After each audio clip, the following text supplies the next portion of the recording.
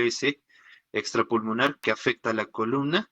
Específicamente es un tipo de artritis tuberculosa que afecta a las articulaciones intervertebrales. Como ya sabemos, causada por el Mycobacterium tuberculosis. Es una afección de niños, ancianos o hasta individuos que puedan tener también VIH y generalmente se da en la porción torácica baja, que es más frecuente. El 10% está dentro del 10% de las TBCs extrapulmonares. Es por excelencia una enfermedad granulomatosa más frecuente de la columna vertebral. Es un cuadro crónico y lentamente progresivo y es más frecuente en hombres adultos y niños de 2 a 5 años de edad. Como dije, su localización más frecuente es en la porción torácica baja, a nivel dorsal y luego lumbar. Entonces, la enfermedad de POD es generalmente secundaria a una fuente extraespinal desde la infección. La lesión básica es una combinación de una osteomielitis y una artritis. El área afectada, por lo general, es la cara anterior del cuerpo vertebral adyacente a la placa subcondral.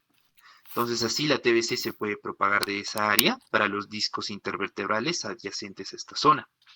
En los adultos, la enfermedad del disco es secundaria a la diseminación de la infección del cuerpo vertebral y en los niños porque el disco está más vascularizado. Puede ser un sitio primario así de infección. Por lo tanto, es como ya hemos estado hablando, se da una colonización vertebral, una bacteriema a partir del complejo primario pulmonar y raramente el foco vertebral es primario. Generalmente, como dije, ya es secundario a un proceso pulmonar directo. La histología ósea esponjosa del cuerpo vertebral favorece entonces así la localización del germen y su difícil acceso para los métodos de la antibioterapia que se va a llevar, ¿no? En cuanto a la patogenia, el bacilo, como ya dije, llega por la arteria vertebral posterior, compromete primero el disco intervertebral, luego infecta el cuerpo completo vertebral y tiende a respetar la estructura posterior del cuerpo. Forma así entonces abscesos que tienden a progresar hacia adelante bajo el ligamento longitudinal común anterior hacia las vértebras inferiores, a lo largo de las costillas, la columna dorsal, y los abscesos lumbares a lo largo de la vaina del psoas. También los retrofaringeos a nivel de la columna cervical. Y hacia atrás producen compresión medular o radicular con la posibilidad de producir así una paraplegia, casi siempre de buen pronóstico en ese caso. Entonces acá vemos la vía, ¿no? El Mycobacterium por vía hematógena, por la arteria vertebral posterior, llega así al cuerpo vertebral a nivel disco intervertebral y como observamos en la imagen, ahí se genera una extrusión del disco comprometido, ¿no? Y se genera así la vértebra colapsada y una continua necrosis gaseosa en la zona. Abajo ya vemos el disco no comprometido y se da una extensión generalmente hacia la dura madre, que va a afectar la médula ya directamente, ¿no? En cuanto entonces hacia la fisiopatología, la destrucción progresiva del hueso conduce hacia un colapso vertebral y a una cifosis en la zona. El canal espinal puede ser reducido por los abscesos, tejido de granulación o hasta invasión dural directa que se pueda generar. Esto entonces lleva a la comprensión de la médula espinal y a un déficit complementario neurológico. También una deformidad cifótica que se produce como consecuencia al colapso de la columna anterior. Entonces, las lesiones en la columna torácica tienen una mayor tendencia a la cifosis que los de la columna lumbar, sea el caso. Entonces, la caída es mínima en la columna cervical debido a la mayor parte del peso corporal, que la mayor parte del peso corporal es llevado a través de las apófisis articulares. Entonces, la curación se produce por fibrosis progresiva y calcificación del tejido tuberculoso granulomatoso, y eventualmente el tejido fibroso está osificado como resultado de una anquilosis ósea de las vértebras posteriormente. Entonces, la formación de un absceso paravertebral se produce en la mayoría de los casos, o en casi todos. Con el colapso del cuerpo vertebral, el tejido entonces de granulación de la TBC, la materia gaseosa y de hueso necrótico y la médula ósea son así expulsados a través de la corteza ósea y se acumulan por debajo del ligamento longitudinal anterior, como es el tejido necrótico en sí. Entonces, estos sesos fríos gravitan a lo largo de los planos faciales y se presentan externamente a cierta distancia desde el sitio de la lesión original donde se ha producido. En la región lumbar el absceso gravita a lo largo de la vaina del psoas y la fascia puntos generalmente en la ingle justo por debajo del inguinal. En la región torácica, los ligamentos longitudinales limitan el absceso y se ven en la RX como una sombra radiopaca fusiforme, en o justo debajo del nivel de la vértebra involucrada. Entonces se dan abscesos torácicos que pueden llegar a la pared anterior del tórax en el área paraesternal mediante el seguimiento a través de los vasos intercostales. Entonces, como iba diciendo, se da en diferentes zonas de la misma vértebra. Anatómicamente, la lesión, como dice, puede estar a nivel paradiscal, con una destrucción de las placas de los extremos adyacentes, la disminución del espacio en disco consiguiente. A nivel apendicular posterior, la participación, en este caso de los pedículos, láminas y apófisis espinosas. A nivel anterior, el aneuromático, la sinovitis en la faceta posterior. Y a nivel central es la denominada quística o lítica, con un colapso de la concertina. Entonces, el cuadro clínico más que todo depende de la etapa de la enfermedad y el sitio. La presencia de complicaciones como los déficits neurológicos o abscesos o fístulas que se puedan generar. Entonces, la duración media de los síntomas reportados en el momento del diagnóstico es de 3 a 4 meses. Como decía entonces, la presentación puede variar, pero se caracteriza principalmente por un dolor de espalda, fiebre, sudoración nocturna, una baja de peso, aparición de masas en la columna con un posible compromiso raquimedular, una alteración de carácter del niño, si se presenta en pacientes pediátricos, una impotencia funcional y por último hasta un cambio de actitud de la persona. Entonces, como iba diciendo, hay un compromiso del estado general. El paciente así se siente con falta de fuerzas, se siente decaído y hay hasta pérdida del apetito y peso con una fiebre vespertina. El dolor de espalda es el síntoma inicial y más común, como dije, y el dolor puede ser espinal o radicular. Los pacientes, por lo general, han tenido dolor de espalda durante semanas antes de la presentación. Las anormalidades entonces de tipo neurológica se producen en el 50% de los casos y pueden incluir así la compresión medular con una paraplegia, parálisis, hasta una alteración de la sensibilidad y un dolor de la raíz nerviosa o síndrome de la cola de caballo. Toda la tuberculosis de columna cervical es un tipo menos común y se caracteriza por dolor y rigidez. Los pacientes con la enfermedad de la columna cervical inferior se pueden presentar con disfagia o estridor. Y los síntomas también pueden incluir tortícolis, así como ronquera y los déficits neurológicos. En cuanto a los signos y síntomas, como iba diciendo, el dolor es de tipo cervical, dorsal, lumbar y es espontáneo o con los movimientos. También se da un dolor a la palpación del área afectada. Muchas veces se confunden con dorsalgias o lumbalgias, entonces de casos de tipo mecánicos. Entonces hay que pensar en espondilitis cuando un dolor de espalda se hace crónico siempre. Entonces, la rigidez de columna se produce por una contractura de la musculatura paravertebral, aparentemente para evitar el movimiento y el dolor que se genera. Y por último, la dificultad para la deambulación debido al dolor, que se da en un cansancio precoz de nuestro paciente con unas faltas de ganas de caminar debido a el dolor que se puede generar. Después de eso tenemos el compromiso local, con una fiebre, malestar general, pérdida de peso, que es un indicador de una TBC activa, ¿no? En otros órganos también, como sabemos, siempre secundaria, con una sudoración nocturna paralela, apariciones de masas en las columnas con un posible compromiso requimedular, como hace un momento dije. En el caso de que la localización sea lumbar, se produce falta de fuerzas para extender el tronco desde la posición flectada. Esto unido a la irritación y hasta el cambio de carácter de nuestro paciente, especialmente en los niños, que deben hacer entonces hacernos pensar en una TBC de columna y evitar que el cuadro continúe y se presente, lo que ahora se consideran en sí complicaciones de la enfermedad más que signos tardíos. Entonces, la tríada inicial que nos podría incitar a este tipo de enfermedad es el dolor, la impotencia funcional y la contractura muscular. La tríada intermedia son posiciones viciosas que se pueden generar debido al dolor, una atrofia muscular paralela y por último una tumefación de partes blandas. Y entre los síntomas tardíos, o como hace un momento dije, signos tardíos, podemos tener absceso frío, fístulas, deformaciones, rigideces, acortamientos y hasta parálisis. Y esto es lo más importante, que es la denominada triada de Pott, que es una cifosis, un absceso paravertebral y por último un déficit neurológico. Acá tenemos una imagen de una resonancia magnética a nivel de dorso lumbar con una espondilitis de L1 con una compresión del epicono y una afectación de la módula madre directamente.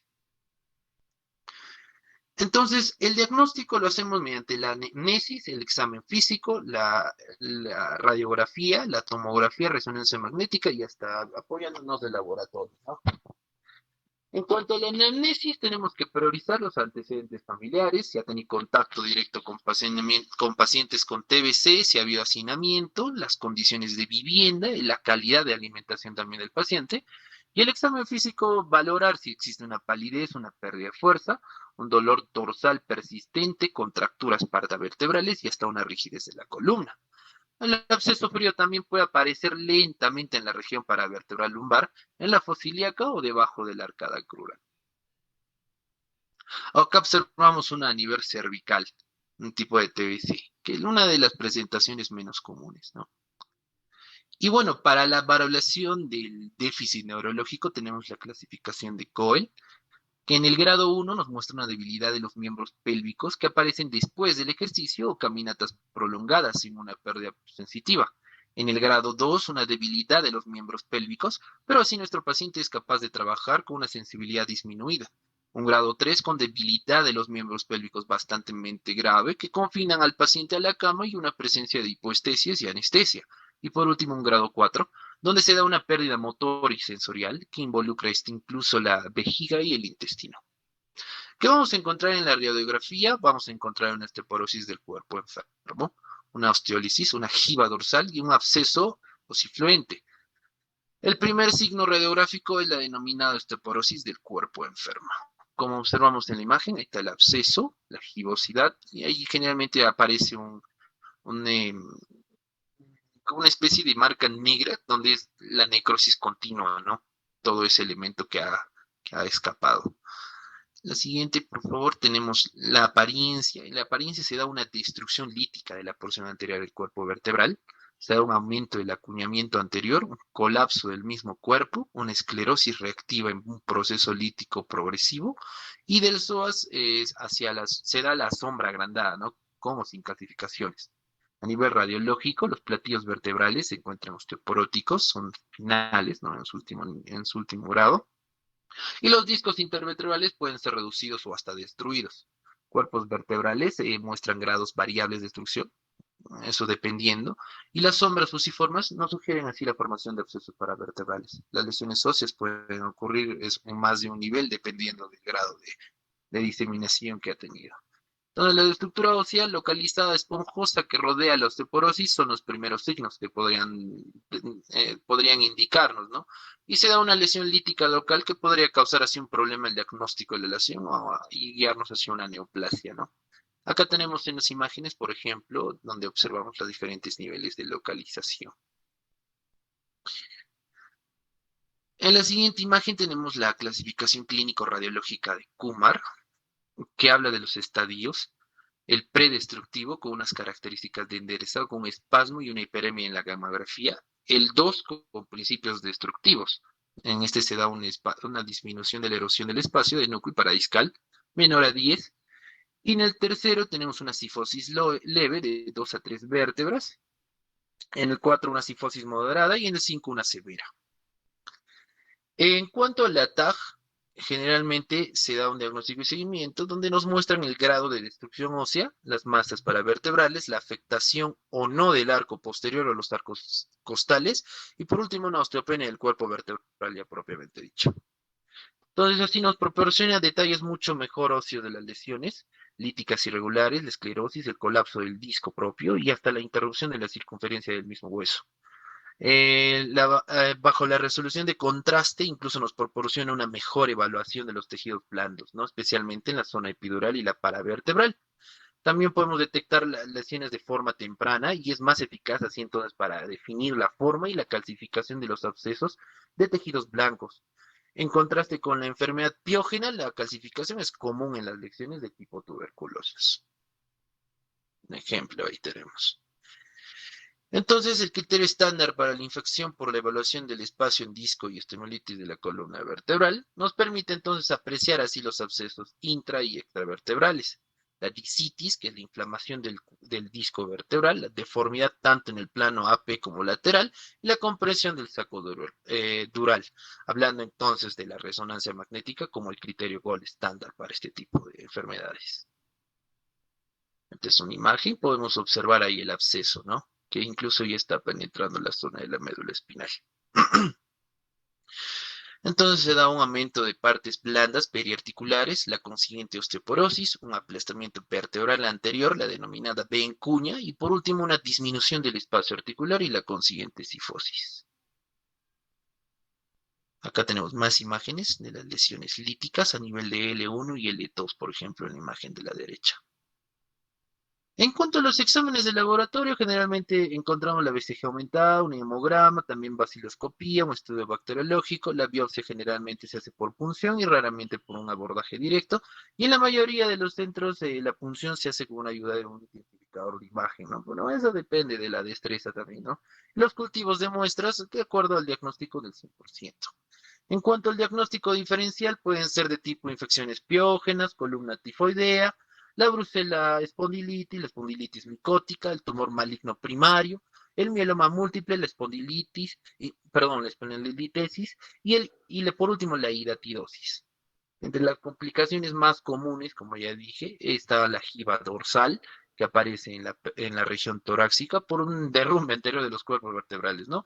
Y por último, un absceso osifluente, que es la destrucción vertebral y la necrosis directamente, sin signos locales de inflamación, el denominado absceso frío. Acá observamos, por ejemplo, de un paciente pediátrico con las vértebras y los huesos de la espina. Acá una figura de una resonancia magnética con una atrofia cortical renal bilateral iluminado normal, ¿no? Y dentro de las alteraciones neurológicas podemos ver entonces, como dije, un colapso vertebral, el canal espinal acortado, la compresión directa de la médula espinal y una parapleja continua, que puede ser de tipo lenta, brusca, flácida y espástica. Generalmente, como dije, se da un absceso, un tejido granulomatoso, una invasión dural directa.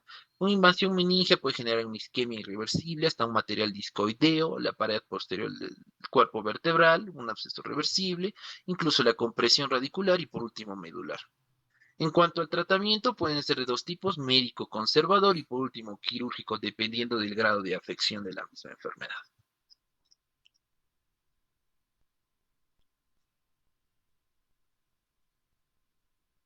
Bueno, para continuar, ahora vamos a hablar sobre el tratamiento. Primero vamos a hablar sobre el abordaje general. El tratamiento de la tuberculosis musculoesquelética va a consistir en una terapia antimicrobiana y en algunos casos también se justifica la intervención quirúrgica. En cuanto a la terapia antimicrobiana, el enfoque de selección de la terapia antituberculosa para este tratamiento es generalmente el mismo que el de la tuberculosis pulmonar. Entonces, el régimen farmacológico puede requerir una modificación que sea basada en medicamentos concurrentes, por ejemplo, por una coinfección por VIH o resistencia a estos medicamentos. Estos temas se van a discutir en detalle por separado. En general, se acostumbra a dividir el tratamiento del mal de POT del adulto en dos fases sucesivas. Una que va a ser el tratamiento general y reposo, que esto va a ser prolongado habitualmente durante el periodo de 2 años, al que sigue la intervención quirúrgica, el bloqueo de la zona enferma por medio de un injerto. Entonces, se justifica la intervención quirúrgica para pacientes en las siguientes circunstancias. Primero, en pacientes con enfermedad espinal y déficits neurológicos avanzados, en pacientes con enfermedad de la columna y empeoramiento de los déficits neurológicos que progresan mientras éste reciba la terapia adecuada. También en pacientes con enfermedad espinal y cifosis mayor a 40 grados en el momento de la presentación. Y también en pacientes con absceso frío en la pared torácica. Las formas de intervención quirúrgica pueden incluir, uno, la descompresión, también el uso de un hardware para poder estabilizar la columna, drenaje de abscesos y o también desbridamiento del material infectado. En su mayor parte, la intervención quirúrgica va a ser segura y a veces eficaz para mejorar los déficits neurológicos. También se han descrito varios enfoques según el sitio de la infección y la formación de los abscesos relacionados. Y en algunas circunstancias, la cirugía reconstructiva puede ser importante una vez finalizada la terapia antimicrobiana. Y rara vez se necesitan hardware para la estabilización de lesiones óseas desbridadas. Y los abordajes quirúrgicos que van a ser mínimamente invasivos, como la cirugía anterior toracoscópica asistida por video, se han utilizado con éxito para poder tratar a pacientes que tengan síntomas neurológicos y destrucción ósea extensa que afecte a la columna torácica o lumbar. También la laminectomía está adecuada para debridar tejido granulomatoso intrarraquídeo en ausencia de destrucción ósea. La costotransversectomía, esto se usa cuando está afectada parte de la vértebra torácica y cuando existe acuñamiento vertebral importante y compromiso neurológico, está indicada ya también la limpieza quirúrgica y la descompresión por vía anterior, puesto que esta va a corregir o evitar la cifosis. Además que también se puede estabilizar la columna vertebral hasta poder alcanzar la artrodesis. La laminectomía va a abrir el conducto raquídeo de manera que los nervios raquídeos van a tener más espacio y se puede hacer junto con la disectomía, una foraminotomía y una artrodesis vertebral. En cuanto al procedimiento, el paciente se acostará boca abajo en la mesa de operaciones y el cirujano hará una incisión en la mitad de la espalda o del cuello. Se apartan hacia un lado la piel, los músculos, los ligamentos y el cirujano puede usar un microscopio quirúrgico para ver dentro de la espalda.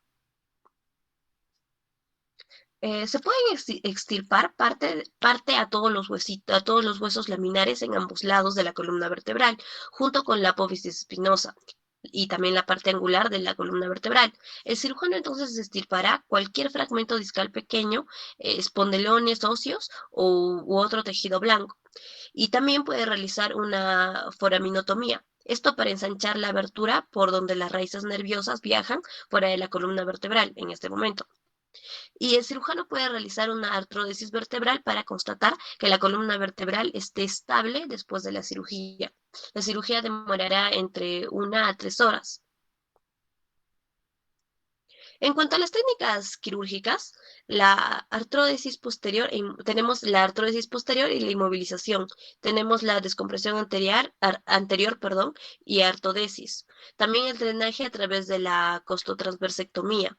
El drenaje y descompresión posterolateral, llegando hasta el cuerpo vertebral. Acá podemos ver primero una proyección lateral de una artrodesis posterolateral, también la visión de la artrodesis posterolateral. En la imagen de abajo podemos ver una sección coronal de la artrodesis posterolateral y también un injerto óseo a ambos lados de la columna vertebral en artrodesis posterolateral. Un control radiográfico periódico nos informa sobre la evolución del proceso y sobre el camino a seguir una vez esté terminada la fase de tratamiento general y ya estemos en periodo de franca reparación de las lesiones. Y la mayoría de las veces el tratamiento quirúrgico será indispensable. En la región dorsal, aun cuando la radiografía nos revele la iniciación de la fusión espontánea, las razones mecánicas ya expuestas nos van a obligar a evitar esta progresión y en la región lumbar, estas razones mecánicas entran menos en cuenta, pero las posibilidades de un bloqueo puro espontáneo en estas formas son bastante escasas. Ahora, en cuanto a las técnicas de desbridamiento y artrodesis, bien sea por vía anterior o la vía posterior, o también la combinación de anterior y posterior, el tratamiento clásico de espondilitis tuberculosa va a consistir en el desbridamiento anterior e injerto estructural con cresta ilíaca, peroné o costillas, conocida como la técnica de Hong Kong. Sin embargo, estos injertos pueden sufrir fracturas, deslizamientos y deformidad. Y el desbridamiento anterior radical, seguido de la reconstrucción con injerto estructural, clásicamente se ha mencionado que es el patrón de oro del tratamiento quirúrgico en la enfermedad de mal de Pot. Y en pacientes que se van a encontrar en fases destructivas iniciales, con cifosis leve o en aquellos muy debilitados, una alternativa de tratamiento es la descompresión posterior, la laminectomía, asociada a una instrumentación transpedicular con artrodesis posterolateral. Acá podemos ver un resumen de las principales técnicas quirúrgicas en el mal de Pot. Como vemos, la técnica quirúrgica, descompresión más fusión posterolateral, que esto puede ser o no. Esto se da en enfermedades muy avanzadas que tengan fracaso al tratamiento conservador. Segundo, podemos ver el desbridamiento con o sin descompresión y también con o sin la fusión posterolateral, en la cual se puede dar con una recurrencia de la enfermedad o de las complicaciones neurales. En la tercera vemos podemos encontrar una reconstrucción que puede ser anterior o anterolateral extrapleural, que esta se va a dar en una severa cifosis mayor a 60 grados, más déficit neurológico. Y también podemos encontrar una laminectomía que básicamente se da cuando hay un granuloma extradural y enfermedad antigua con estenosis secundaria o posterior. En cuanto a podemos ver un algoritmo a manera de un resumen de lo que les mencioné antes. Como vemos, puede haber una paraplegia de la TBC que se van a ver en estudio de la resonancia magnética que va a mostrar si o no la estabilidad. En, en este caso tiene que dar un reposo de 3 a 6 semanas. Va a haber mejoría progresiva y en caso de no mejoría se tiene que seguir con una cirugía. En caso de que no haya mejoría, se tiene que seguir con una resonancia magnética y en caso de compresión se tiene que hacer una nueva cirugía y en caso de no mejoría, inclusive rehabilitación. Inclusive se debería hacer con una revisión de de esquemas de quimioterapia. Gracias.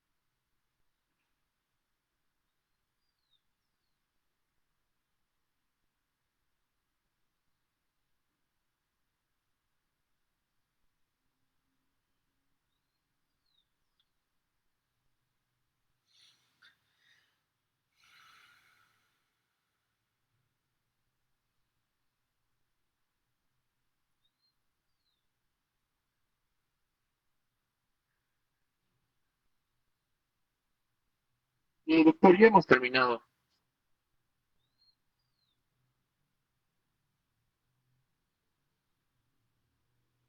Ah, ya terminaron, muy rápido después de bueno. Yo pensé que iba a poner algún video o algo así. Bueno, a ver, entonces yo voy a exponer la parte de TV, ¿ya? Voy a presentar mi Y tomo la lista también, ¿ya?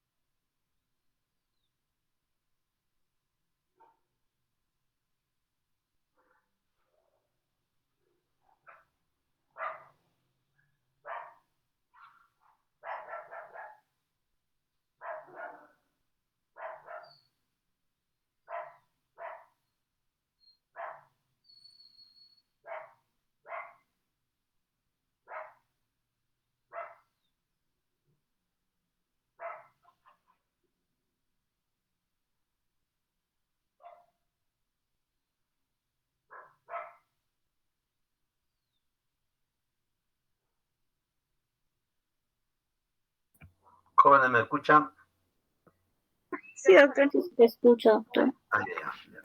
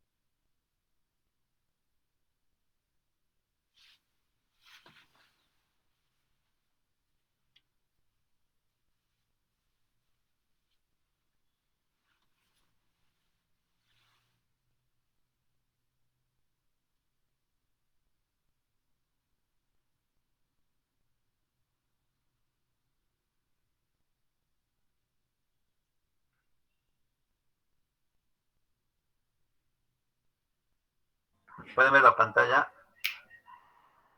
Sí, doctor.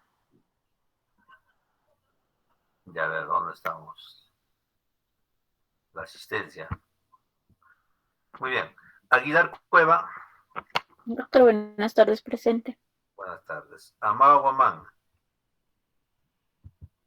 Presente, Amado doctor, Guamán. buenas tardes. Presente, doctor, Buenas buenas tardes. tardes. Apasa Mamani. Presente, doctora Paz Mamán. Aragón Vázquez. Arango, Presente, perdón. doctor. Buenas tardes. Arango. Presente, doctor. Arias Condori. Presente, doctor. Buenas tardes. Cárdenas Choque.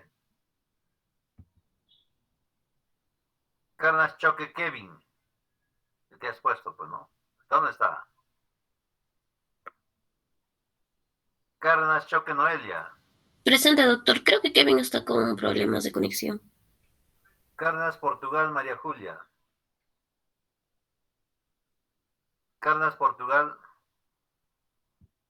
Castellanos Jurado. Presente, doctor. Chacón Cusiguamán. Presente, doctor. Buenas tardes. Dávila Cors. Dávila Cors. De la Torre Vera. De la Torre Vera, Andrea. Durán Olivera. Presente, doctor. Buenas tardes. Presente, doctor. ¿Quién? Durán está. De la Torre. Presente, Durante. De la doctora, presente, doctor, también.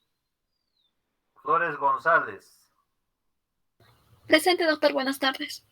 Garay Valdivia. Presente, doctor, buenas tardes. García Quintanilla. Presente, doctor. Buenas tardes. Buenas tardes. Góngora Jaramillo. Góngora Jaramillo.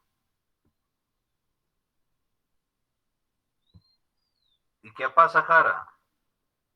Presente, doctor. Jordán Saldaña.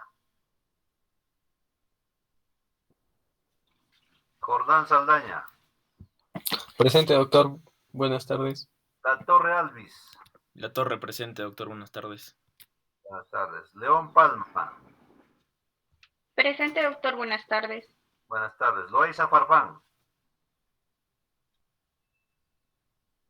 Loaiza Farfán.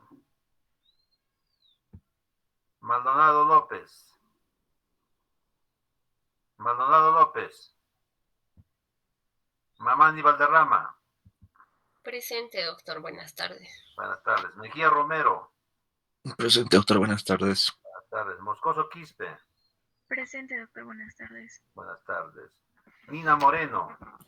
Presente, doctor. Buenas tardes. Buenas tardes. Olarte Pino. Presente, doctor. Buenas tardes. Buenas tardes. Ontón Condorgomán. Presente, doctor. Buenas tardes. Buenas tardes. Ortega Rivas. Ortega Rivas. Ortiz Presente, Yucra. doctor. Ortiz Yucra. Presente, doctor. Paredes Pedraza. Presente. Quillabomán Zúñiga. Quillabomán Zúñiga. Presente, doctor. Buenas tardes. Buenas tardes. Ripa Contreras. Presente, doctor. Buenas tardes. Buenas tardes. Rivas Ramos. Presente, doctor. Buenas tardes. Buenas tardes. Sánchez Rivero. Presente, doctor. Buenas tardes. Buenas tardes. Santos Chacón. Presente, doctor, buenas tardes. Buenas tardes. Villacresis Conza. Presente, doctor, buenas tardes. Buenas tardes. ¿Alguien más? Doctor Dávila, por favor, mi micrófono no se prendió. ¿Quién dice? Dávila, doctor Dávila. Dávila. Doctor Cárdenas, que tenía apagado, doctor, mi audio. ¿Quién está? ¿Cárdenas? Sí, doctor Cárdenas, choque Kevin. Ya, si está considerado. ¿Otro? Nadie más. La asistencia es importante, jóvenes, ¿ah?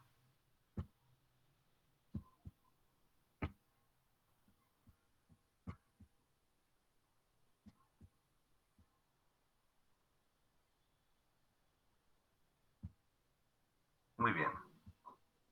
Entonces, cuando nosotros hablamos de tuberculosis en la columna vertebral, hablamos netamente, jóvenes, del mal de Poz. Así como los compañeros han expuesto, la enfermedad típica de la columna por tuberculosis conocido como mal de Pott. Es una enfermedad clásica de hace antaños, jóvenes, años y siglos, ¿no? Que afectaba a los discos intervertebrales y los cuales comprometían a las columnas, a los cuerpos vertebrales posteriormente y desestabilizaba la columna, pues, ¿no? Puede comprometer también la médula por la inflamación, por el edema que hace, ¿no? Y compromete a la médula, dependiendo en qué altura, en qué región de la columna se encuentra la lesión. Como les decía, es una enfermedad conocida, ¿no? Como espondilitis tuberculosa también, así como dijo sus compañeros en la exposición, ¿no? Una enfermedad muy antigua, ¿no? En la humanidad. Ya Percival Pott presentó la descripción clásica de la tuberculosis espinal como destrucción del espacio discal y los cuerpos vertebrales adyacentes. Pues acuérdense, jóvenes, ¿no? El mal de Pott o la tuberculosis de la columna, ¿dónde arranca? ¿Dónde empieza la infección? A nivel de los discos. Ya, desde aquellos años 1770 ya se sabía que la tuberculosis afectaba a los discos. Y luego, una vez que destruía los discos o se reproducían las bacterias ahí en esa zona, ya entonces invadía a los cuerpos vertebrales adyacentes, ¿no? Superior e inferior. Entonces, luego finalmente colapsaba la columna, ¿no? Se desestabiliza. Y es que recién los pacientes llegan a los hospitales, ¿no? Cuando ya tienen clínica. Ahora, esta condición vertebral es si no se da cuenta el paciente, ¿no? Porque normalmente no se dan cuenta. Ellos siempre llegan a destiempo ya a los hospitales, ya cuando tienen las vértebras dañadas, ¿no? Entonces hacen bacteriemia a partir de un contagio primario pulmonar. O sea, estos pacientes primeramente han debido tener una infección tuberculosa a nivel pulmonar. Y luego ya llega a estas zonas, ¿no? A estas regiones, ¿no? Como tuberculosis secundaria, ¿no? De la TB pulmonar. A veces se ha encontrado como foco primario, ¿no? A nivel vertebral, pero es totalmente extraño, ¿no? Extrañísimo. Ya es raro, ¿no? Entonces, la localización frecuente, entonces, antes de llegar a la columna vertebral es la pulmonar. Porque como también puede haber en otras zonas jóvenes, ¿no? Puede haber en otras regiones del cuerpo, ¿no? Puede haber osteoarticulares también, ¿no? Tuberculosis osteoarticular, la cual puede luego llegar a la columna. ¿Ya? La histología, ¿por qué es que fácilmente el bacilo de la tuberculosis afecta, ¿no? al hueso de la vértebra? Porque es esponjoso, no tiene una estructura esponjosa y fácilmente pueden reproducirse ahí las bacterias, ¿no? ¿Qué más? Compromete, ya hemos dicho que compromete al disco y luego a las vértebras, ¿no? Eso tiene que recordar, jóvenes. Primeramente afecta a los discos intervertebrales. Ya.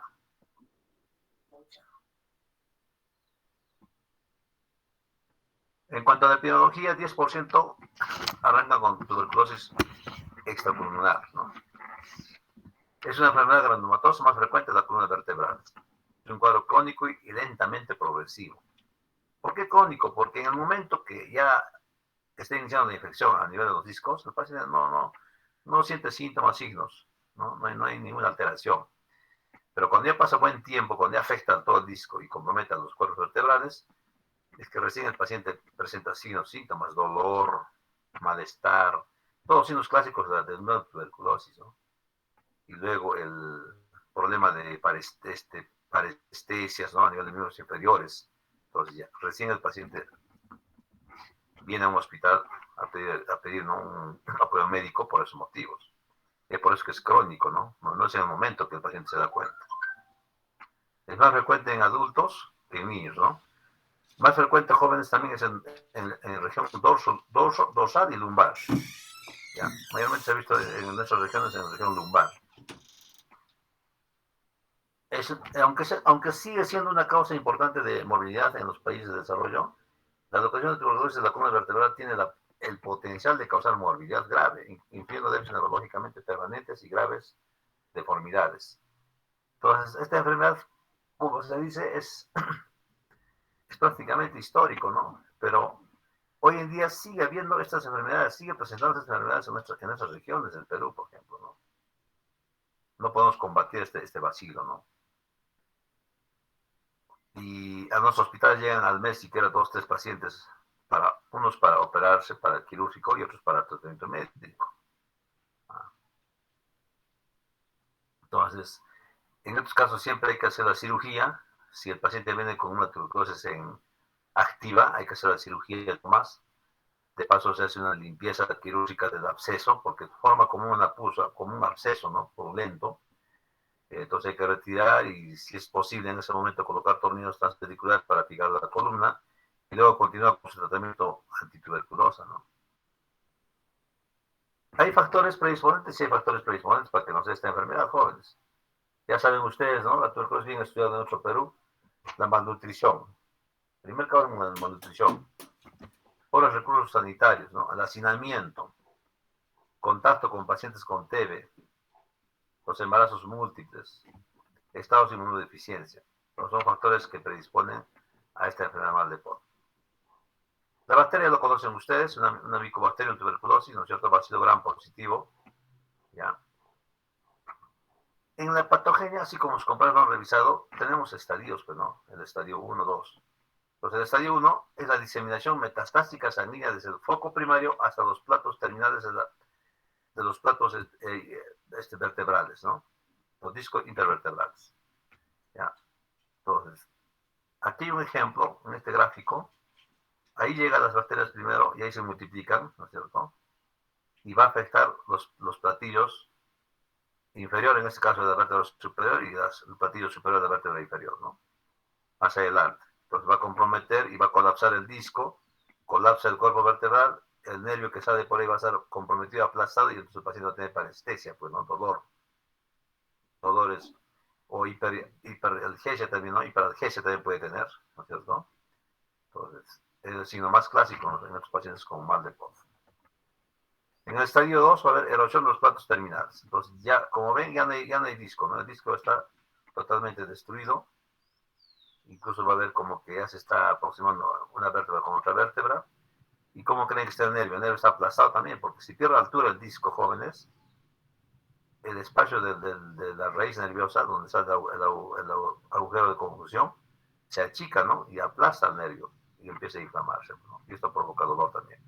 Esto va a provocar una radiculitis, ¿no? Netamente. Entonces, lo que sucede en el estadio 2, jóvenes, es que va a comprometer la raíz nerviosa. Acuérdense para el examen. Patogenia. En cuanto al estadio 3, ya va a haber una diseminación venosa a los cuerpos y otras regiones vertebrales, ¿no? Aparte de que invade ya todo el cuerpo y puede ir también a los pedículos, ¿no? Puede ir a las láminas, puede invadir a otras zonas del hueso, ¿no? ¿Por qué hace esta invasión, este bacilo? Porque, como hemos dicho, el hueso es esponjoso, entonces tiene facilidad de reproducirse. Una vez que los huesos están así ya destruidos, comprometidos, una pequeña caída, un pequeño golpe en esa zona, en estos pacientes, va a fragmentar el hueso, ¿no? Se rompe. O si no, hace una jiba, ¿no? Hace una jiba aquí. Entonces ya estamos llegando al estadio 4. Y ya no hay estabilidad de los cuerpos vertebrales, se colapsan, ¿no es cierto? O incluso con el propio peso del cuerpo, ¿no? Pero a veces sucede mayormente con caídas o con golpes pequeños. Y entonces ya ahí sí se colapsa y ya estamos en problemas, ¿no? Los raíces nerviosas están comprometidas, va a ser una jiba, hasta la médula se va a comprometer, y el paciente incluso ya está parapléjico o paraparético, ya no puede deambular. Así es cuando llegan los pacientes en esas regiones jóvenes. El estadio 5 deforma la columna, compromete la médula, ¿no es cierto? La médula está siendo apretada o comprimida, va a haber un dolor intenso, ¿no? Radicular de las raíces que están comprometidas, y como también la médula está comprometida, también puede tener problemas de vegetativos para vegetativos, ¿no es cierto? Simpático para simpático. En el estadio 6, si el paciente no se opera, no fue operado, no fue auxiliado a tiempo, entonces por eso no va a recibir cirugía, tampoco tratamiento antituberculoso, entonces el paciente llega a este estadio, pero no por sí solo. El hueso se va a cicatrizar, pero cuando cicatriza es que compromete peor las raíces nerviosas, va a comprimir peor, más, ¿no? Va a apretar. déficit neurológico, ¿no? De todas formas.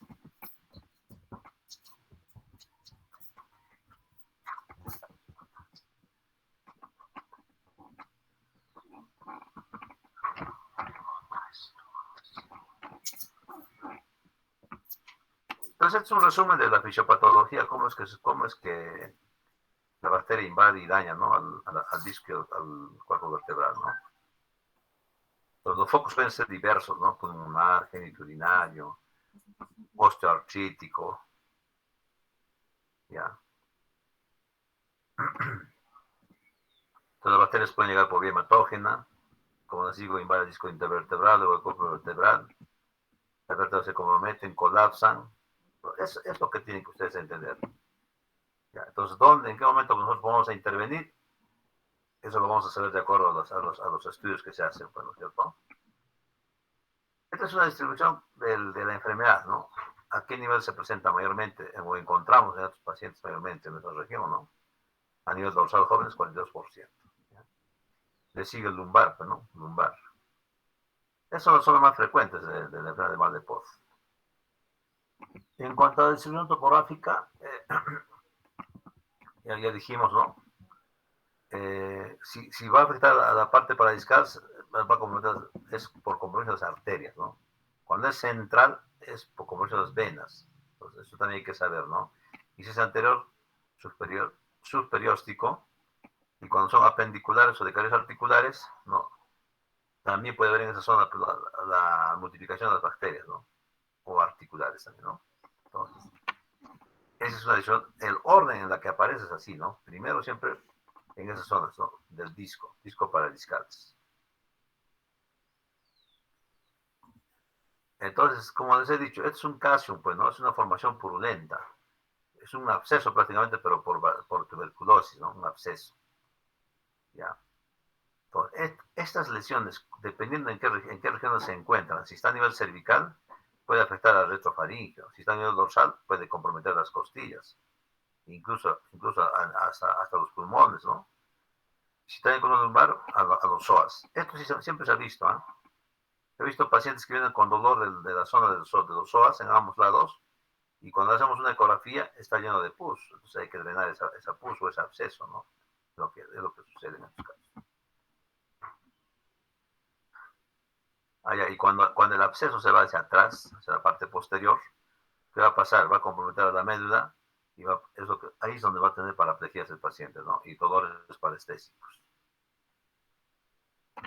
Entonces, ya netamente el cuadro clínico, que también sus compañeros lo han dicho muy bien, va a tener dolor y rigidez cervical, si es que es a nivel cervical, disfagia, estridor, ¿no es cierto? Va a comprometer también al esófago, tortícolis, ronquera y déficit neurológico. Ahora, mayormente se ha visto la tuberculosis que afecta a las personas que tienen VIH. Va de la mano, ¿no? Eso ya se conoce también por medicina, ¿no? A nivel dorsal, ¿qué va a suceder, jóvenes? Va a haber dolor de espalda, más precoz y más común, ¿no? Es el más precoz y más común. El dolor puede ser por 4 meses, ¿no? O más, hasta el momento en que el paciente llega a una estación de salud, pues, ¿no? El dolor es frecuente a nivel dorsal. Es recién cuando ellos buscan, pues, ¿no? El apoyo, ¿no? De la medicación o el tratamiento, ¿no? Para este mal. Luego este dolor puede ser espinal o radicular. O sea, una vez que afecta ese dolor tipo a nivel dorsal, ya se convierte en radicular, por eso no es radiculitis, ¿no? Porque ya afecta a las raíces nerviosas. Entonces, es así, es ahí cuando llegan los pacientes a nuestros hospitales. Lo que sí se conoce, ustedes ya lo saben ustedes, por la tuberculosis pulmonar o por otras partes del cuerpo, siempre los pacientes con tuberculosis van a tener pérdida de peso, ¿no es cierto? Pérdida de peso, sudoración, alza térmica. Entonces, esto también va a ser típico en los pacientes que tienen tuberculosis a nivel de la columna. Todo lo que les decía, ¿no? El compromiso general. Falta de fuerza, decaído, sin ganas, ¿no? El paciente ahí pérdida de apetito y tiene fiebre vespertina. Ese es el compromiso general de los pacientes con TED. El local, otra vez ya lo hemos dicho, ¿no es cierto? Puede ser cervical, dorsal o lumbar, de acuerdo a la localización. Y lo más importante, lo más llamativo acá es el dolor que reciben los pacientes, dependiendo en qué zona está, en qué región esté la tuberculosis. Entonces, si es a nivel del cervical, también puede haber rigidez, ¿no? Rigidez de la cervical. ¿Ya? Entonces, también a nivel dorsal, a nivel lumbar también hay rigidez. Hay ¿cómo se llama esto? Cuando los músculos se contraen, entonces hay contracción muscular. Entonces, hacen rigidez a los pacientes. ¿Por qué? Porque hay dolor. Ante el dolor que hace la persona o el paciente, lo que hace es contractura muscular para evitar que el paciente se mueva o se movilice, ¿no? Entonces, o haga rotación de la columna. Entonces, y esa rigidez o esa contractura muscular provoca también dolor cuando uno lo forza, ¿no? Uno quiere forzar el movimiento y provoca dolor. En cuanto a la análisis, ya sabemos, ¿no? Hay que siempre preguntar a los antecedentes familiares, contacto directo con pacientes con TB, condiciones de vida, ¿no? El estilo de vida es importante. Esos pacientes que vienen con esta enfermedad siempre son de hacinamientos, o sea, bastantes personas en una casa, en un hogar, ¿no? Entonces, esas cosas es importante para llegar a este diagnóstico de los pacientes. Y el tipo de alimentación que tienen también, ¿no? No consumen proteínas, ¿no? Vitaminas, solamente carbohidratos, harinas, nada más. Entonces, pacientes fácilmente pueden hacer tuberculosis, ya sea pulmonar o, en este caso, de la columna. El examen físico que vamos a encontrar en los pacientes van a estar pálidos, no hay fuerza, pérdida de fuerza, dolor paravertebral también, eso es lo que les digo, la contractura muscular, ¿no? Rigidez de columna, está duro el paciente, y el absceso, bueno, el absceso. Uy. Aló.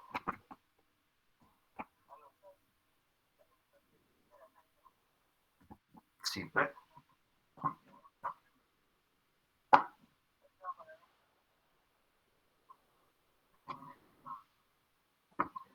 ya listo, está bien. Sí, lo que pasa, la licenciada llamó de piso diciendo de que por qué los estamos hospitalizando, no que iban a operar, dijo, no voy a tener problemas otra vez con el doctor Fuentes, me dijo, ¿no? Sí, ya, entonces ya estamos hospitalizando a los otros, está bien. Sí, por eso lo llamaba. Ya. Sí.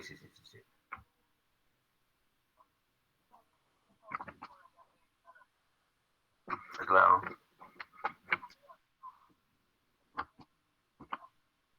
Sí.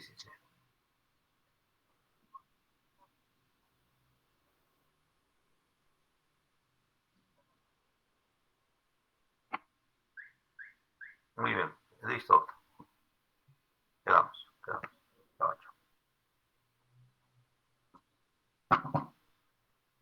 Por fin se comunicó. Bueno, jóvenes, en cuanto a los signos y síntomas, ya hemos repetido varias veces, el dolor es lo primero en estos pacientes con TB de la columna vertebral, ya sea cervical, dorsal o lumbar, dependiendo en qué zona se encuentra. La rigidez, que les vuelvo a repetir, rigidez por contractura muscular, ¿no es cierto? Y la dificultad para deambular, dependiendo de dónde también presenta la tuberculosis, ¿no? Lo demás ya conocen ustedes, malestar, pérdida de peso. El diagnóstico, podemos utilizar esta clasificación de Gold, ¿no es cierto? De grado 1, grado 2, grado 3, grado 4. Entonces, este cuadrito hay que aprender los jóvenes. ¿Ya? Entonces, ¿en qué grado se encuentran estos pacientes, pues, ¿no? Con la TB, ¿no? ¿En qué estadio, en qué grado? Entonces, esto es necesario saber para el manejo y para el tratamiento, ¿no? Quirúrgico de los pacientes. Los exámenes de laboratorio, siempre hay que solicitar, ¿no? Lo que es vaciloscopía, hemograma, para poder confirmar o afirmar que sí es tuberculosis. Ya la BCG también es importante. Ya los estudios bacteriológicos, cultivos, pues no, o sea, hay que hacer vaciloscopía, cultivos. También se puede hacer punción, ¿no? En la punción también se puede hacer estudios, pues, del ADA, hoy en día se hace pelado, ¿no? Entonces, la proteína C, entonces, varios estudios se pueden hacer en LCR. Entonces, siempre se debe tomar también LCR por función lumbar en estos pacientes.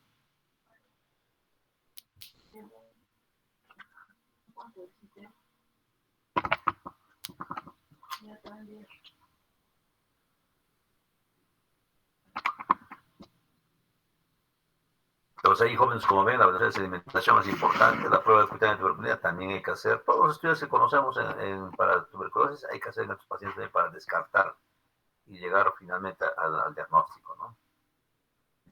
Una radiografía. En cuanto a imágenes, una radiografía es importante, ¿no? Una radiografía. A ver un ratito ya.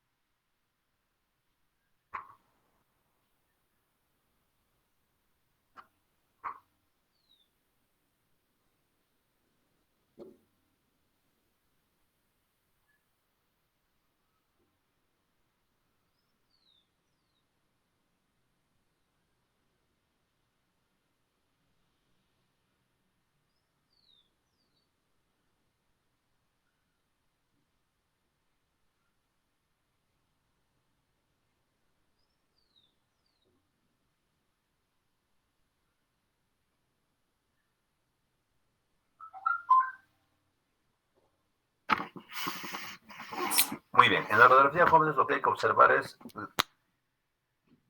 si el paciente tiene antecedentes de osteoporosis, ¿no? También es importante saber, ¿no? Porque los pacientes con osteoporosis fácilmente también se puede multiplicar las bacterias, ¿no?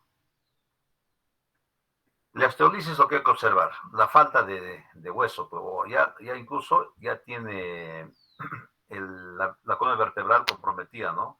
Con aplastamiento, ¿no? Entonces, todos esos detalles hay que observar en una radiografía, jóvenes. La jiba, ¿no? A veces el paciente tú observas de la parte dorsal o por la parte posterior, en posición parada, el paciente ya vas a observar que hay una jiba en cierta parte de la columna, ¿no? Entonces también es un dato, ¿no? Pero eso en la radiografía también lo vamos a observar, lo vamos a confirmar. Se va a observar claramente donde está el aplastamiento de la columna de la vértebra, va a haber una jiba, ¿no?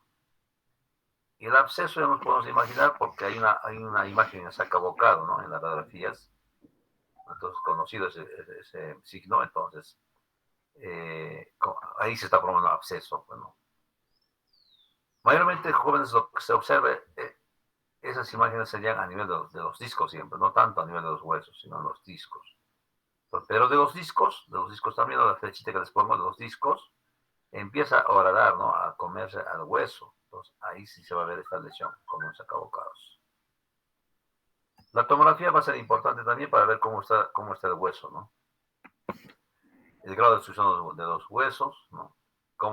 ¿Qué masa vertebral queda todavía indemne, ¿no? Sin daño. Si se ha afectado o no se ha afectado los arcos posteriores. Si ha tomado o no las costillas, ¿no es cierto? Entonces, para eso nos va a servir la tomografía. Y la resonancia ya sirve para ver cuánto daño ha hecho a la médula, ¿no? Para observar a dónde va el absceso, ¿no? El absceso. Para adelante, para el posterior, lateral. Entonces vamos a ver la resonancia mayormente para ver el daño que ocasiona la médula, el compromiso que ocasiona estos abscesos o estas jibas que provocan las vértebras ya aplastadas, ¿no? ¿Qué más podemos ver aquí? Si el saco dural está comprometido o no. Ya, el saco dural. Eso es importante observar en estos pacientes. Cuando el saco dural está comprometido, ya está invadiendo la médula, jóvenes.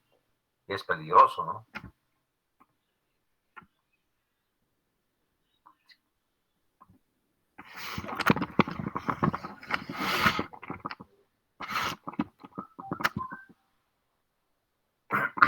Entonces, como vemos, aquí hay imágenes clásicas de una tuberculosis, ¿no? Primero el disco, dañado el disco, y luego que compromete a los cuerpos vertebrales. Y si hace absceso, ya empieza a dañar a la médula, ¿no? Empieza a comprometer a la médula. Ya, aquí ya se están aplastando los cuerpos vertebrales, ya no hay disco, como ven, jóvenes, no hay disco. Ya, entonces, y empieza a aplastar los cuerpos vertebrales y más adelante hará una jiba a estos pacientes, ¿no? El pronóstico, dependiendo, jóvenes, en qué etapa lo hemos cogido a estos pacientes, ¿no? Si ya lo hemos encontrado al paciente en una etapa, en un estadio 5, 4 o 5, un poco difícil ya su pronóstico que sea bueno, puede que el paciente se quede con la paraplejía, ¿no? Dañado la médula. También va a depender del sitio, ¿no? A qué nivel está afectado, ¿no? A qué nivel está haciendo el mal de podo, cervical o radolumbar. Entonces, siempre los pacientes a veces quedan con deficiencias neurológicas, ¿no? Parestesias, lejías, parecias más que todo, ¿no? Parecias. Y constantemente cada año están haciendo fístulas, están haciendo abscesos cutáneos en las zonas del psoas, ¿no? Si es lumbar, ¿no? Y si es cervical, están haciendo a nivel del hombro, de la escápula, ¿no? Entonces, por esas zonas empiezan a hacer fístulas con secreción purulenta. O sea, al 100% no se puede dar el tratamiento a los pacientes. Está curado, pero desde un tiempo vuelve a aparecer, ¿no? Y aparece con estas fístulas, ¿no? El tratamiento médico ya lo dijeron también ustedes, ¿no? Si el paciente llegó a un estadio 1, estadio 2, y lo hemos capturado a buen tiempo todavía, jóvenes, entonces puede ser tratamiento médico nada más, ¿no? Reposo, hay que obligarles a que estén en reposo, que no hagan esfuerzos, porque las vértebras están dañadas, se pueden colapsar, ¿no es cierto? Inmovilizaciones, un régimen alimentario, bueno, proteínico, ¿no? Hiperproteínico, ¿no? Y sus fármacos antituberculosos, ¿no? Esquema 1, esquema 2, o sea, lo que se conoce, ¿no? Para el tratamiento de la tuberculosis. Lo que se recomienda en el tratamiento médico para la tuberculosis siempre es más que una tuberculosis pulmonar, hasta incluso un año, ¿no? Entonces, eso también hay que saber, ya. Entonces, estos son en la primera fase, que se debe dar a los pacientes por 8 semanas, y las siguientes 16 semanas, rifampicina adicional. Y luego hacer un control, ¿no? Control de resonancia o tomografía. Cuando ya llega el paciente en estadios avanzados, cuando está comprometido la médula, hay radiculitis, hay paraplejía, el paciente ya no puede deambular, ¿no? Si es que es a nivel inferior, si es que es a nivel lumbar, estas lesiones, entonces hay que hacer la cirugía, pues, ¿no? Pero siempre y cuando que reciba por lo menos un mes de tratamiento antituberculoso, no le puede ser tampoco el tratamiento quirúrgico así en caliente. O sea, es caliente cuando hay absceso, pues, ¿no? En actividad. Entonces hay que dar tratamiento si queda antituberculosa por lo menos un mes. Si es 2 meses, mejor, ¿no? Entonces ya se está enfriándose el absceso, ¿no? Entonces, en ese momento es mejor operar a estos pacientes. ¿Por qué operamos entonces? Ya les he dicho, ¿no? Porque con paraplejía, ¿no? El paciente ya no puede deambular, entonces hay que operar, hay que estabilizar la columna, hay que poner tornillos, ¿no? Lo que sus compañeros han explicado antes. Cuando el paciente viene con cifosis, ¿no? Inestabilidad de la vértebra, todos son quirúrgicos. Entonces, ¿cuál es el objetivo? Estabilizar la columna, descomprimir la médula, hay que descomprimir la médula, ¿no? Podemos hacer la minectomía, o también limpiar el absceso que está produciendo la tuberculosis, drenaje del absceso también, y remoción del tejido necrótico. Técnicas quirúrgicas tenemos varias, ¿no? La artrodesis posterior o inmovilización. Cuando ya está colapsado 2 cuerpos vertebrales o un cuerpo vertebral, hay que poner canastillas, ¿no? De titanio, en lugar, o sea, en reemplazo del cuerpo vertebral, y luego fijar con tornillos transpediculares y con barras, ¿no? Para que esté fijado la columna. Y como se han dado cuenta, jóvenes, en todo lo que es cirugía de columna, siempre todo paciente termina, ya sea por tumor, ya sea por fracturas vertebrales, o ya sea por este caso por tuberculosis, siempre terminan al final muchos pacientes colocándose tornillos transpediculares para fijar la columna. Entonces esa técnica es muy común para nosotros, la colocación de tornillos transpediculares. Entonces hay que hacer también descompresión anterior y artrodesis anterior también se puede hacer, ¿no? Cuando es a nivel cervical. Ya, dependiendo en qué zona está pues la lesión, ¿no es cierto? Si estamos a nivel de la caja torácica, haremos precosto transversectomía. O sea, se sacan una o 2 costillas, eso se opera con cirugía de tórax, juntos, y luego se hace pues la limpieza, si es que es a nivel torácico, ¿no? Se hace la limpieza del absceso, y si hay que retirar el cuerpo vertebral, se retira el cuerpo vertebral, ¿no? Y el reemplazo se pone por ahí, ¿no? En esas zonas. Entonces ya es una cirugía conjuntamente con cirugía de tórax. Entonces, estas son radiologías postoperatorias de varios tipos de materiales que se puede utilizar, ¿no? Dependiendo qué compromiso ha tenido el paciente. Por ejemplo, en este caso no se está colocando la canastilla, sino se está colocando otra placa lateral en lugar de del cuerpo vertebral, ¿no? Para que sujete de una vértebra sana a otra vértebra sana. La placa va a reemplazar a la canastilla que de otra forma podría ser poner canastillas. Y luego siempre se fija con tornillos, ¿no? Otras técnicas que van a ayudar a estos pacientes son la laminectomía. Eso hemos hablado ya cuando hemos hecho traumatismo de columna dorso-lumbar. Hay que retirar las láminas vertebrales, incluso la fosa espinosa, y luego hacer limpieza del tejido granulomatoso dentro del canal medular, ¿no es cierto? Y que todavía no ha destruido el cuerpo vertebral. También sucede esto, ¿no? El disco está dañado, entonces el disco se forma un tejido granulomatoso y compromete a la médula, entonces hay que limpiar todo eso, ¿no? Hay que retirar. Pero aprovechando la laminectomía. Porque con la laminectomía abrimos toda una lámina. Entonces es un amplio espacio cuando nosotros operamos y se puede hacer fácilmente la limpieza del tejido granulomatoso, que está por la parte anterior. Ya dijimos la costotransversotomía junto con cirujano de tórax, ¿no? Cuando hay problemas a nivel de tórax. ¿Ya? Siempre es importante la limpieza quirúrgica, o sea, el retiro del absceso, si encontramos absceso, un lavado. Y luego también la descompresión, ya sea anterior o posterior. Esta laminectomía es descompresión posterior, ¿eh? Una anterior puede ser cuando se retira el cuerpo vertebral y se coloca canastillas, como le digo, ¿no? De titanio para reemplazo.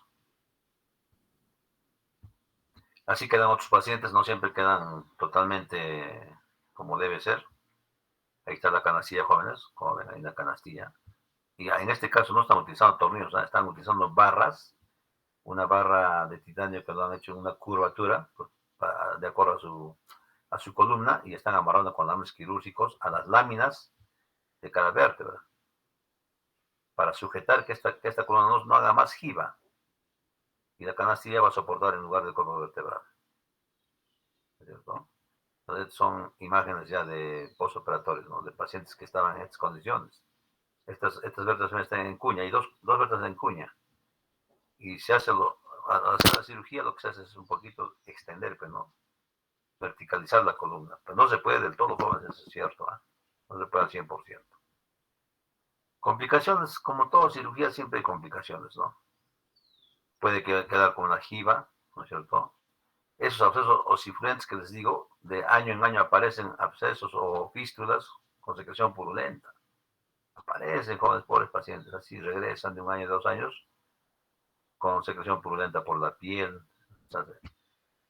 Entonces sigue formándose el absceso por tuberculosis dentro de los músculos, bueno. Ya no está ya en la vértebra del frente, pero ya se ha ido a los músculos y están provocando estas fístulas. Provocan siempre alteración neurológica, siempre hay déficit neurológico en los pacientes.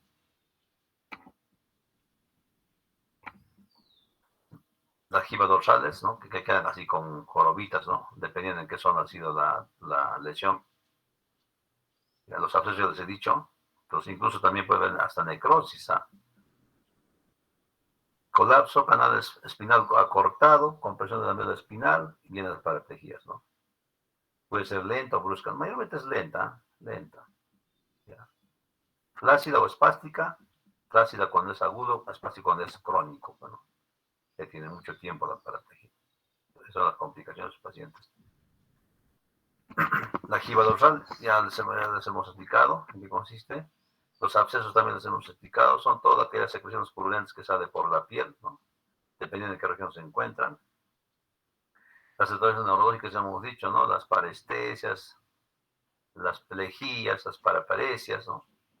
Entonces, todo este tipo de complicaciones pueden tener los pacientes tratados, ya sea con cirugía o con medicamentos, ¿no? Antituberculosos. Las complicaciones también hay que saber diagnosticar, porque nos podemos confundir con una enfermedad una enfermedad nueva, ¿no? Otra enfermedad. De repente es un absceso por estafilococo, ¿no? Por una picadura de un insecto, de una araña, por algo, ¿no? Diferente, ¿no? Hay que saber diferenciar por eso, ¿no? Saber si es la complicación realmente de la tuberculosis que tiene el paciente o es una enfermedad nueva por otro factor. también hay que hacer esa diferenciación. Y hay que saber hacer el examen físico, el diagnóstico, y más que todo, el antecedente va a ser importante para nosotros, ¿no es cierto? El antecedente. ¿Ya? Igualito hacemos radiografías si ameritan, ¿no es cierto? Vamos a ver cómo está ahí la secuela del mal de Poz, ¿no? Se va a observar en las radiografías la secuela. En la tomografía igualito vamos a ver los corpus vertebrales deformados, aplastados, ¿no? Entonces, eso nos va a dar a conocer de que es una complicación de un mal de Poz en estos pacientes. ¿Ya? Tratamientos, el de las complicaciones, es un problema, ¿no? Grande para nosotros, ¿no? Ya sea, si es quirúrgico, bueno, hay que hacer siempre limpieza del absceso. ¿Ya? Entonces, si todavía es absceso por tuberculosis, volver a dar el tratamiento antituberculoso, pues no. Entonces ya se hace un esquema para estas complicaciones. Ahora, si amerita otra cirugía, hay que programar la cirugía. De repente ha hecho más giba, de repente ha comprometido más la médula, entonces programar otra cirugía para de repente mejorar con estas instrumentaciones a estos pacientes que tienen complicaciones. El tratamiento médico ya lo sabemos, ¿no? Siempre el reposo, recomendar el reposo, porque a veces estos pacientes cuando ya están sanos, otra vez vuelven a su vida cotidiana, pues no empiezan a cargar peso, a trabajar. Entonces siempre hay que recomendarles el uso de corsé, incluso, ¿no? De la faja.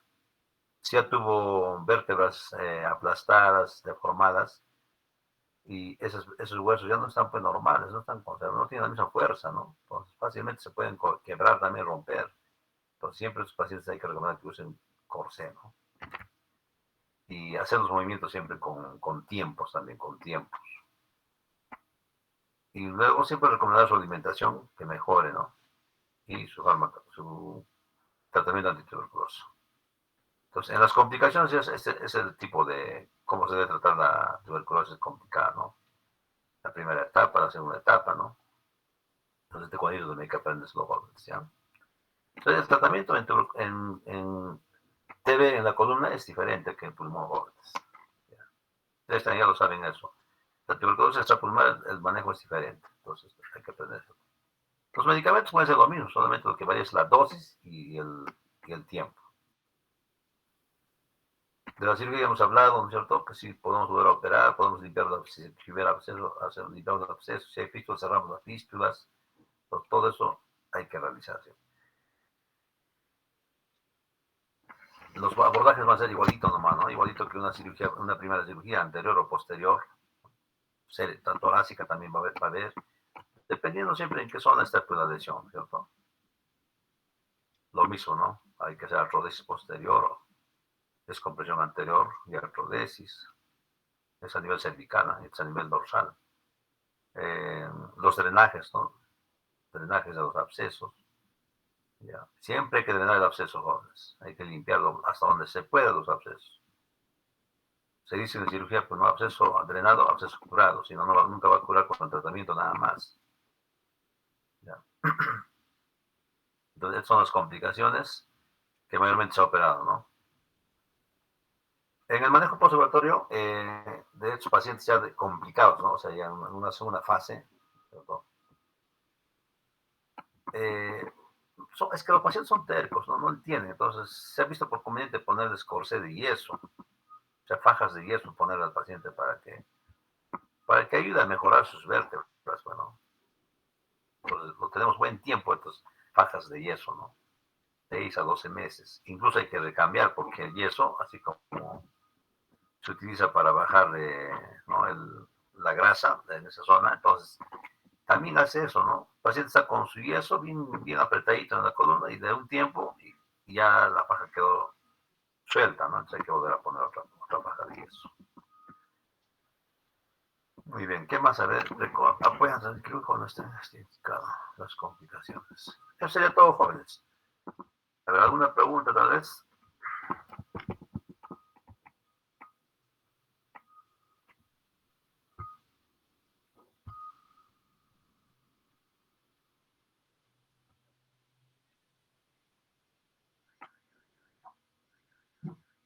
Cinco y 27.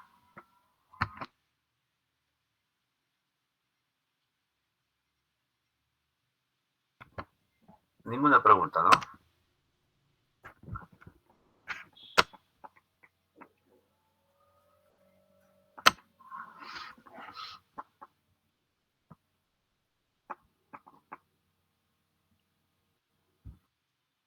A ver, vamos a retirar la grabación.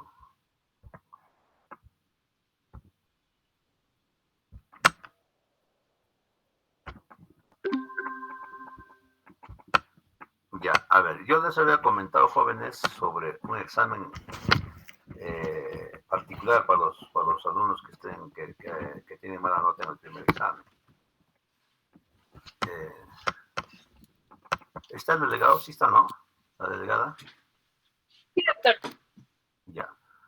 Entonces, mira, a ver, yo les propongo lo siguiente, bueno, damos el examen antes del segundo examen, o ese examen especial lo damos después, al final después del segundo examen. De repente, como ya sacando un promedio entre el primero y el segundo examen, y los que están muy mal siempre, dar ese examen especial, ¿no? Para poder ayudarles de alguna forma.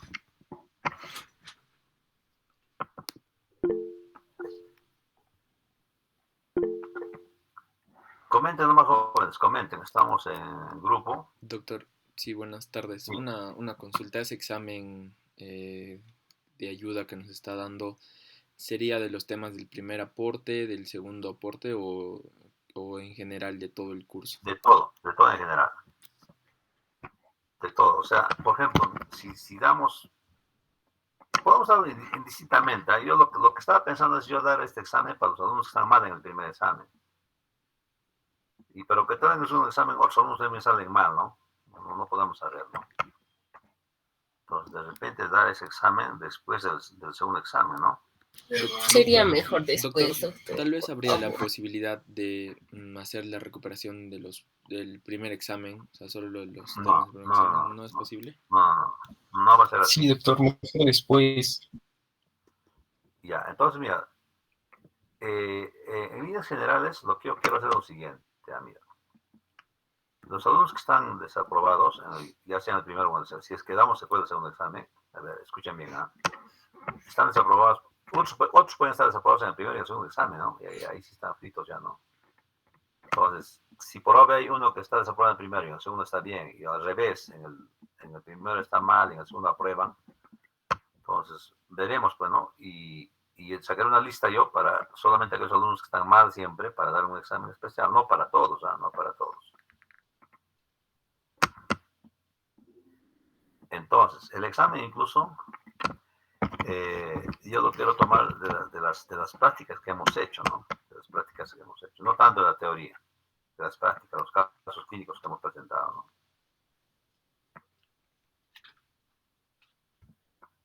A ver, jóvenes, ¿qué opinan?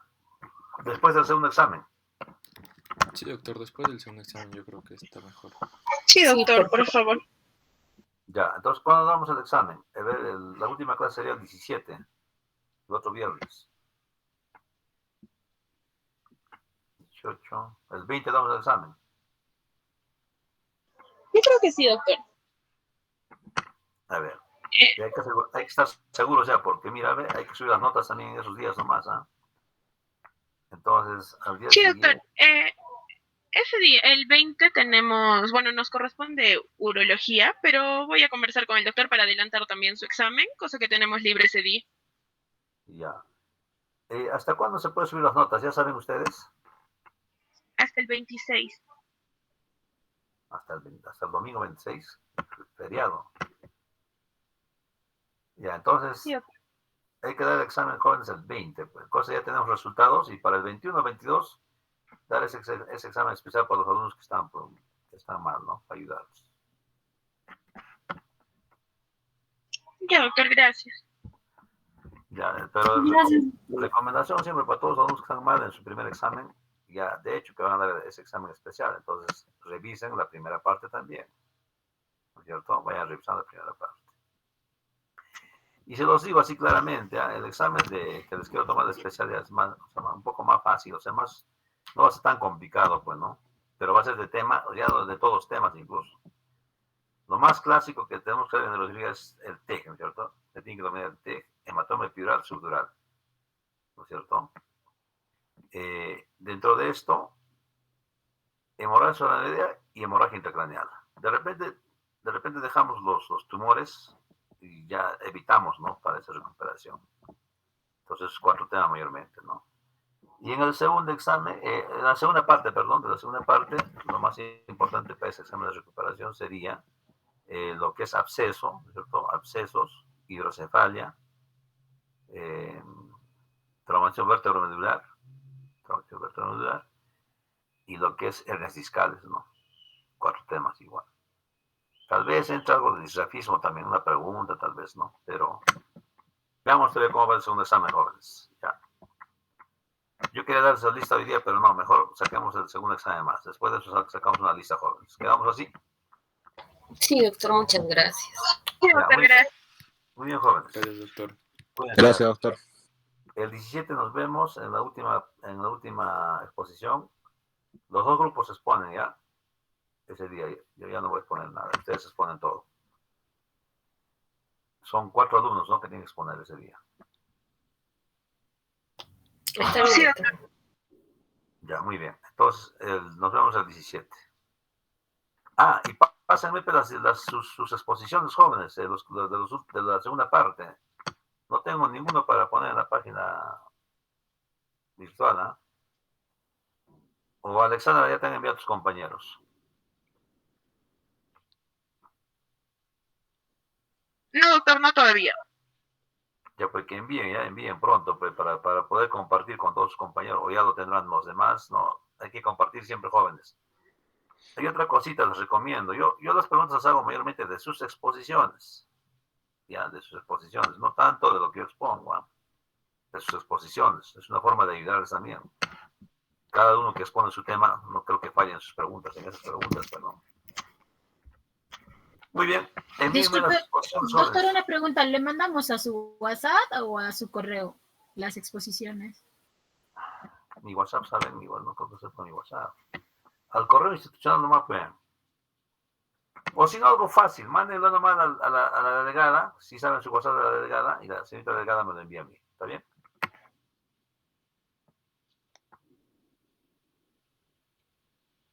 ¿Está bien, jóvenes? Sí, doctor. Ya, pero ya necesito hoy día, pues, que no pase esta noche, pues, las exposiciones anteriores. Ya, hasta de hoy día, ¿no? Incluso pueden enviarnos ya la exposición que van a exponer el 17, ¿eh? Para que lo tengan todo el material, jóvenes. Quedamos, buenas noches, buenas tardes. Gracias, doctor, buenas tardes. Gracias, doctor. Buenas tardes. Gracias, doctor. Buenas tardes. Muy bien, suerte. Hasta la próxima, doctor. Hasta la próxima.